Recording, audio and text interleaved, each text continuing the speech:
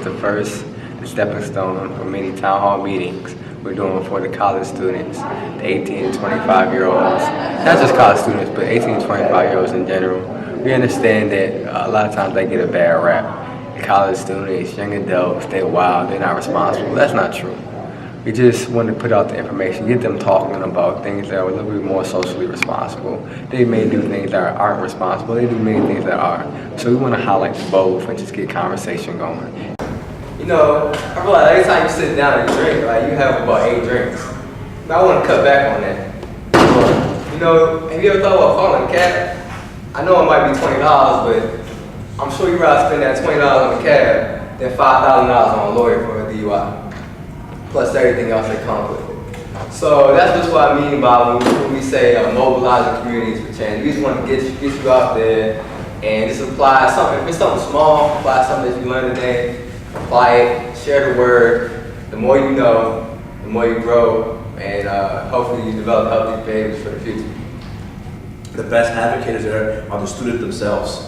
Because you're going to hear it from your parents telling them, don't do this, don't do that. You come to school, the professor is going to tell you, don't do this, do that. And then you're going to have the police tell you the same thing, don't do this, do this, that. We've all been there at one point in our life. This guy again. But I think that amongst your peers, especially the buddy system and mentoring, I believe personally that's more of an impact on them. Well, I think this program is a wonderful program in order to start a discussion. That's the main thing. Having a forum like this where students are the real experts. They're the ones who whether they're drinkers or not, they're always going to be near individuals that will be drinking. So no matter what, you will be affected somehow, whether you're drinking or not. And I think what better population would know about this than they themselves being in it. And we definitely support 100% as law enforcement to guide them and hopefully do the right thing. So there's a lot of strategies. I've been doing this work. Actually, I got my start. I work for the Council on Alcohol and Drugs, which has been around since 1969. All right, and you'd think the Council on Alcohol and Drugs, we would have all the answers, right? Well, actually, we don't. The way we get the answers is we talk to folks like you guys. We talk to other professionals, and we listen. And what we find out, and actually, right now, the most effective means, in addition to what's already been mentioned by the officer, is actually working with what we call the environmental approach, which is, when you go to a convenience store now, how many convenience stores are around here? I mean, tons, right? Probably 100 within a 5-mile radius of the campus, yeah? Convenience stores. They really could be called alcohol and cigarette stores, is that not right? And gas. Because when you walk up to the front of the building there, what do you see? What do you see? Cigarettes. Cigarettes. What else? The alcohol banners. Yes. All right. I mean, when you walk in to get a soda, what else do you see? What's right next to the soda? Okay. So it's no wonder that it's such a hard thing to stay away from, if you will. All right. Tonight was great. It was great as far as the students who came. They got to see a lot of some of the movements that were happening on campus that were towards the side of abstaining from drinking or drinking responsibly. Being aware and knowledgeable about alcohol, and also being aware and knowledgeable about the culture itself, because I think that's more so the issue. The alcohol is there. It's the vice, is what we use, but the culture informs us that that's what we're supposed to do. It's expected, it's sexy, it's popular, it's all these things. Addressing that, I think, is more so important than simply telling people, no, you can't do it. A lot of times, like, you come on to a college campus, you see people are having fun and they're drinking. I guess that's what I need to do. Or what if they're going to think I'm a nerd or dorky or lame because I'm not drinking? So teaching people how to drink, having somebody that you look up to and that you think is a cool person, saying, hey, have one drink, then switch to a Coke. If you're embarrassed, put a lime on the top. No, you don't know the difference. If you don't have the self-confidence to say, no, I'm good, I'm drinking water. If you're not confident enough with yourself, if you're working on that, have somebody that can help you feel comfortable if your friends are drinking, to be the one to stand out and be like, no, I'm good. I had a drink at dinner, I'm gonna keep it moderate. Working with your friends and telling your friend, I don't care if you drink, will you watch me tonight? Maybe I'll watch you next weekend.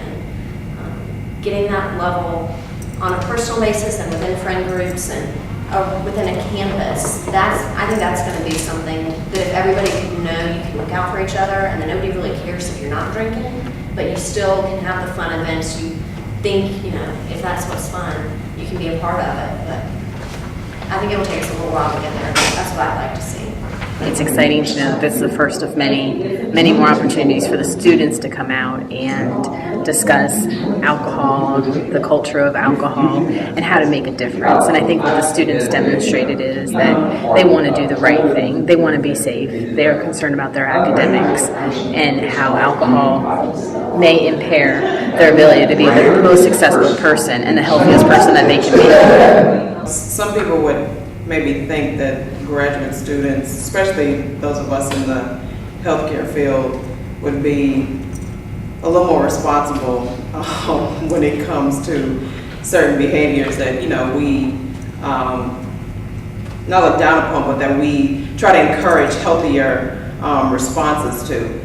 Personally, from my experience, my graduate school experience, alcohol use was a lot higher than it was in my undergraduate experience.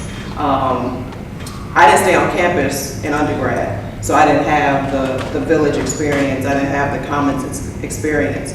But compared with being a commuter student and then going to graduate school and partying with my classmates, with med students, we were the MPH, the master's students, but partying with them, it was a lot more hardcore than my experience with partying with my undergraduate classmates at Georgia State. A lot of that has to do with, the curriculum being a lot more stringent, a lot of people being like, look, we just passed boards, or we just passed midterms, so we got to go out this weekend and get it in. And that was pretty much what it was for the entire time I was there. I think this conversation is something that's needed, especially among young people, and I think it was a great idea to have it as an open dialogue from students, from fellow students, from people who recently graduated, because I think it's important to have that peer-to-peer dialogue. It was very much the social culture of where I went to school, because really we thought, well, there wasn't a lot to do. I mean, we're somewhat of a rural area, we don't have this big city. So instead of going to clubs, we basically set the clubs up in our own apartments. And then another thing I realized is that, when you're in school for the 4 years, of course there's a lot of underage drinking, but you have to kind of deal with when you're graduating from college, because you can't keep up the same sort of lifestyle. You can't, if you're going to drink in college, and there's this, relationship between especially with the media, drinking in college, but you realize that once you graduate from college, you just can't really keep up the same thing. You can't do it. And so you have to be careful, because you can really establish a pattern of drinking in college that you have to deal with once you get out and once you try to be more responsible and become more of a responsible adult. I thought today was very informative. I got some new information that I didn't receive before.